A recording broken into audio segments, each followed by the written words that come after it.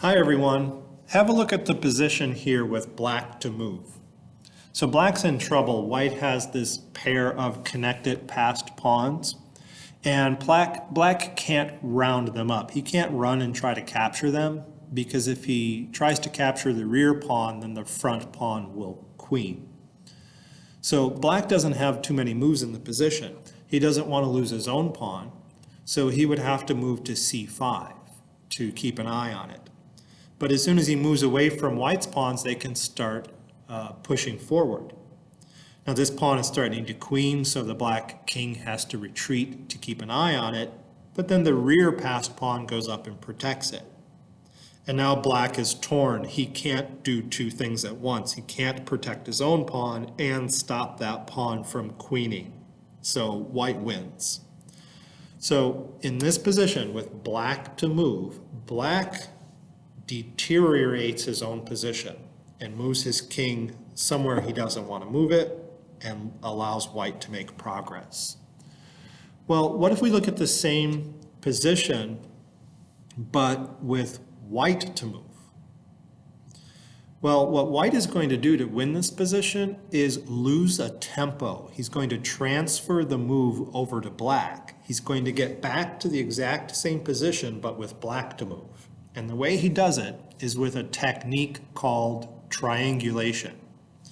And white is going to maneuver his king in the shape of a triangle. It's going to move to c2, and then to d2, and then back to c3. And when he arrives back at where he started, he's going to take 3 moves to do that. Black will have moved twice, and black will get back to where he started. And it will be black's move. Let's see how that works. So king to c2. Now what are black's possible moves here? Well, he doesn't want to move over to the c file because, again, that allows these pawns to progress forward and white will win. So the only move, he also doesn't want to move forward and allow this pawn to queen. So the only move is to move in front of that passed pawn. Well, white continues on with his triangle here. And now what does black do?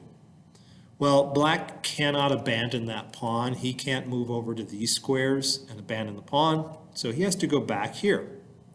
Well, then white completes the triangle, and we're back to the starting position, but it's black's move. And as we saw before, black doesn't want to move. His position deteriorates, and white wins. So that's what triangulation is, moving your king in a triangle in order to lose a tempo. Okay, now before we look at some more triangulation examples, I wanted to review just a couple simple king and pawn endgames here. So in this position with black to move, black can win, and black does it by advancing his pawn. And you want to do this when your opponent's king is sitting on the queening square. You want to push that pawn right straight up against the king. I have a colorful metaphor for that. I tell myself I'm stabbing the king. So I'm pushing that pawn straight up against him, I'm stabbing him. And what that does is it squeezes the king out. It has only one legal move, and then the black king goes forward and helps the pawn promote.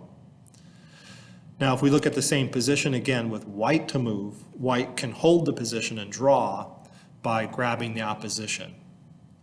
Now the black king can dance around, but he won't be able to make any progress, so he can try pushing the pawn, but that's not stabbing the white king. He's checking the white king, and the white king goes over to the queening square, and now black either has to abandon the pawn or he has to move here and stalemate the white king.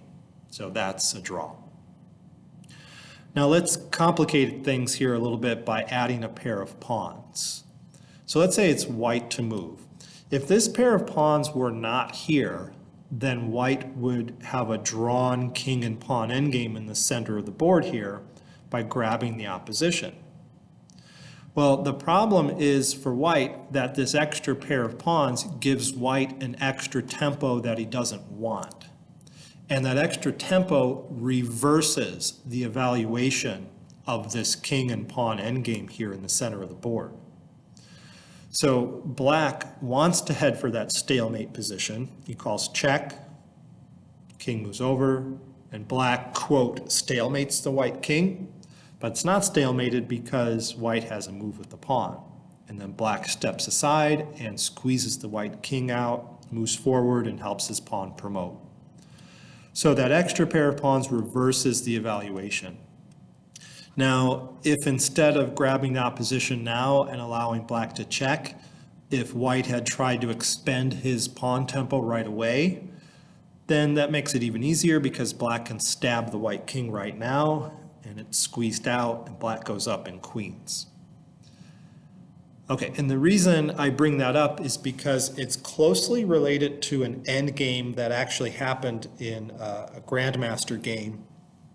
In this position, white had just moved his king to d1, and before black got a chance to move, white resigned. And the reason white resigned is because white realized that black had a winning triangulation in the position. Now, before we look at how black triangulates, let's try to understand why black would like to transfer the move back to white here. Why would white lose if white had the move? Well, let's look at all the possibilities. He can move the king, or he can move this pawn. Well, let's take care of this pawn move first. If white pushes the g-pawn forward, then white's threatening to queen it, so he's forcing black to capture. Now, that really didn't accomplish anything for either player. Those moves, I would say, canceled each other out. White expended a tempo, then black expended a tempo. So it's like those moves never occurred. So we might as well analyze from this starting position here. Now, if white doesn't make those moves, make that move with his g-pawn right now, and he does it later, yeah, that's a possibility. But again, when he does it, makes no difference because it's one tempo each. So again, I'm just going to get that over with now. All right, so now what can white do? Well, there's 5 legal moves, I suppose, and the white king doesn't want to go over to the C file because one way for black to win would be just to march over here and grab that pawn because the white king is too far away to save it. And even if the white king wins this pawn, then black will be able to queen his g-pawn. So that white king can't go so far away. So there are 3 moves now, either king to e1, king to e2, or g5. Well, let's look at g5. If he pushes g5 to lock up these pawns, then black goes ahead and grabs this opposition. And he wins this king and pawn endgame in the center of the board. You can't move over here because the pawn would queen. So you move over to the queening square and get stabbed. You're squeezed out, black goes up and queens his pawn. Okay, so that takes care of the pawn push. What about king to e2? Well, if the king goes to e2, then black moves his king to e4. And this gives white 2 unpleasant choices. Either he has to retreat his king, like let's say he goes to f1, and that allows the black king to come forward and grab this pawn for an easy win. Or if he doesn't retreat his king, he has to push the pawn. Well, that allows the black king to go over to f4 and win the pawn for an easy win. Even if black loses this pawn, he grabs a key square here for his g-pawn and wins. Okay, so that takes care of king to e2. What about king to e1? Well, if he plays king to e1, then black goes up here to d3 and plays this king and pawn endgame as if he's trying to draw it instead of win it. Why? Because white has an extra tempo with his pawn. As we saw before, black is striving for that quote stalemate position, but it's not really stalemate because of the pawn move. Okay, so let's look at 2 responses here for white.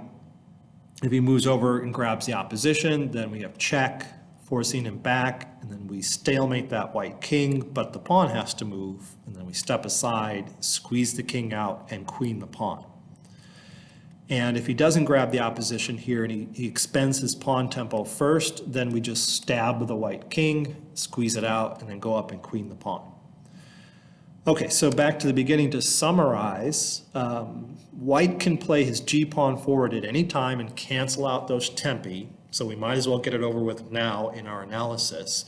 And then we described how all three of these moves are losing. We also talked about how the king cannot go to the c file and lose this pawn. So that is why in the game, black is to move, and he would like to transfer the move back to white. He would like to give white the move in this position. And the way he does it is by triangulation. So let's see how he triangulates. Well, he's going to triangulate by using this little triangle here. So he's going to start by going down to D4. Now, again, there's lots of lines we could analyze here, and I don't want to make this too long and boring because this pawn can be pushed now, or it can be delayed. It can be pushed at any time during our analysis. So let's just get these tempi out of the way now. Let's say white pushes this pawn and black captures it. Okay, now it's white's turn. So what are white's options here? Well, again, he doesn't want to go to the C file because he'll lose this pawn. Okay, black will be able to win that pawn. Well, let's say he goes up to E2. Well, we saw something similar to this. Black moves up here, or we saw this exact position, and then white either has to move back and give black the F3 square, or he has to push his pawn forward and give black the F4 square. Okay, so during this process of triangulation, the white king cannot come forward to that square. Anytime he does, black just grabs this E4 square. Okay, well, what if he goes to E1? Well, black continues to make his little triangle here. It just goes to E5. And again, white rather can't come up, or black grabs E4 square. So he has to move aside. Let's say he moves over here. Well, if he moves there, black just completes the triangle, and we're back to the beginning with white to move, and we analyzed that as a win for black. So white can't go over there. Maybe he goes over here. Okay, well, again, black is going to go up here, and being here is very similar to being there. It's really the same thing in this kind of king and pawn endgame. For example, if white rushes back, then black plays this sort of to draw, I would say, because this stalemate is not a stalemate because of the extra tempo. So moving to F8 in this position, or rather F1 in this position, is no different than moving to D1. It would be the same thing. Okay, and white can also consider expending his tempo, but then he loses the pawn very quickly. All right, so just to review then, in this position, black wants to triangulate here, and the reason white can't save the position is because white cannot correspondingly triangulate. White would like to do the same thing. He would like to take 3 moves to get back to his starting spot too, so that he doesn't allow black to lose that tempo. But the reason white can't triangulate is, well, he can't go over to the C file as we discussed, and he cannot use this square to triangulate, because anytime he uses the E2 square, black will go to the E4 square, and that position is winning for black. So white is forced to kind of walk back and forth here between these 3 squares while black is triangulating. And that's why the triangulation method works in this position. All right, let's have a look at another position here. Here it's white to move, and white has a straightforward win. It doesn't require triangulation.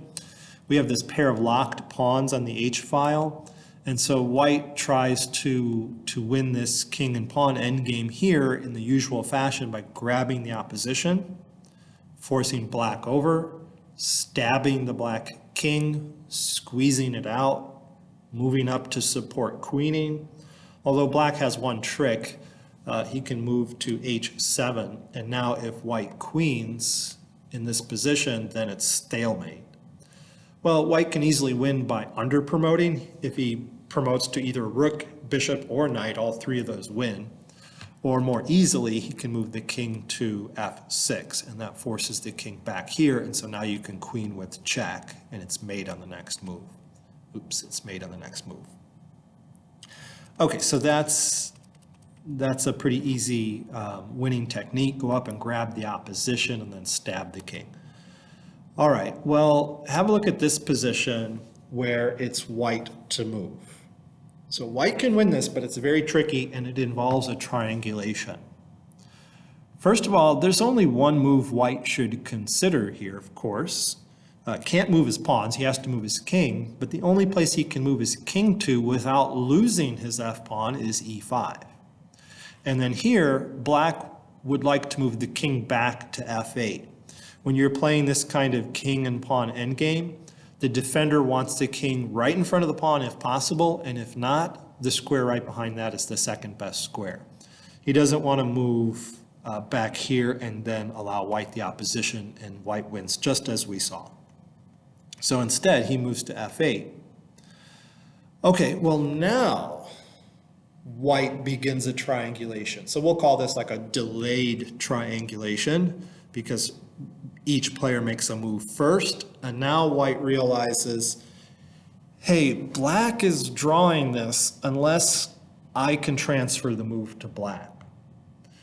Why would transferring the move to black be good for white? Well, if black steps over here, then white would grab the opposition and win. If black steps over here, it's very similar. White would go up here and win. And if black comes up here, then white would go back here and make the king retreat, and then white would win that square on g6 and win the pawn. So black doesn't want to move in this position, so white wants to triangulate.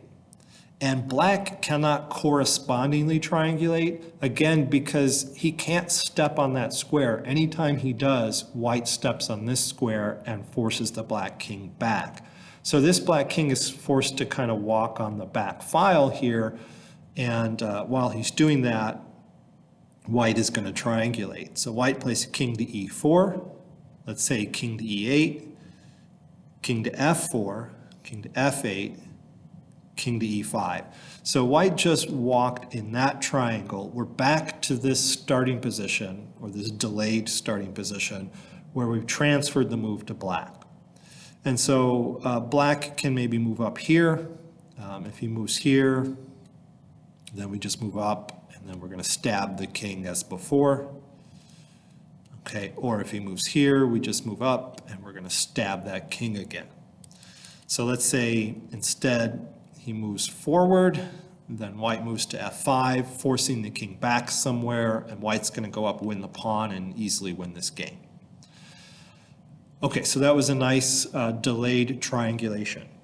Okay, I want to end this video with a really cool, interesting endgame with knights on the board. Okay, in this position, let's say it's black's move. White has a really easy win here if it's black's move. And the problem with black's position is he's completely tied up. This knight has nowhere to go. That square covered by the white king, can't move here, so the black knight can't escape. And this black king can only access these two squares, and the black pawn is blockaded. So white wins like this, or black's move. Black's forced to move his king to h7, and white wins like this. Knight to g6, okay, stopping the black king from going back. So that means the knight has to move, and no matter where the knight moves, white's going to capture it, okay, and win the game. So black would rather not move in this position, because if he does, white's going to stop the king from moving back, and then black's going to lose his knight. Well, what if it's white's move in this position? Well, what white is going to do is transfer the move to black through triangulation. Now, you cannot triangulate with a knight. A knight won't do the job. White can hop this knight around the board all he wants, but when the knight returns to its original square, it will have moved an even number of times. He can't do it in an odd number of times. And meanwhile, the black king will be moving back and forth, and it will also have moved an even number of times if it gets back to its original square. Now, why does the white knight always move an even number of times if it gets back to its original square? Well, because it's always alternating between a light square and a dark square. Light square, dark square, light square, dark square, light square, dark square. So when it gets back to its original square, it will always have moved an even number of times. So you can't lose a move with a knight, people like to say. You can't lose a tempo with a knight. But you can lose a tempo with your king. But it's very tricky to do so. White doesn't want to allow the black king to escape. He doesn't want to move away and let the king out. That would be a draw. So how is he going to lose a tempo? He can't step on these squares. The black knight has that covered. So how is he going to lose a tempo? Well, the plan is first to transfer this knight to e8 so that the knight is watching that escape square from the king. And by the way, when the knight's on e8, it will also be watching this f6 square so the black knight can't access that. So that's a really good square for the white knight. And then once the white knight gets there, then this white king will be freed up a little more. So let's watch that happen. Knight to c4. All black can do is toggle back and forth with his king. He can't lose his knight. So king h7, knight d6, king h8, knight e8. So now that the knight is watching this square and this square, that frees up the white king to move. Okay, king h7 is forced, and now king to e6. This king is going to triangulate here in a minute, but he also has to keep an eye on that square while he's triangulating because he doesn't want to allow the knight to come out. So again, black is forced to just go back and forth with his king during this process.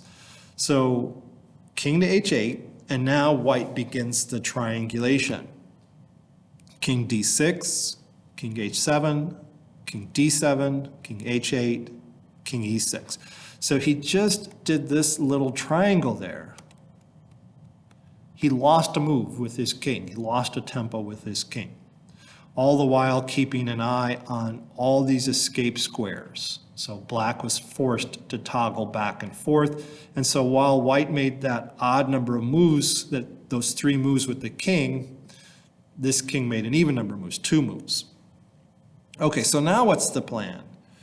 Well, now the white king goes back to f7 to keep an eye on that square and release that knight. And now that knight is going to head back for g6 like we saw earlier.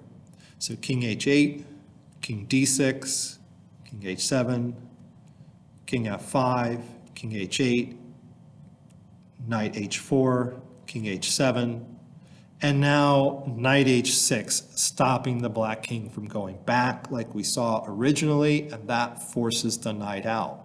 So we transferred the move to black, and we really didn't even have to think about it or count or anything. All we had to do is make sure this king actually created a triangle.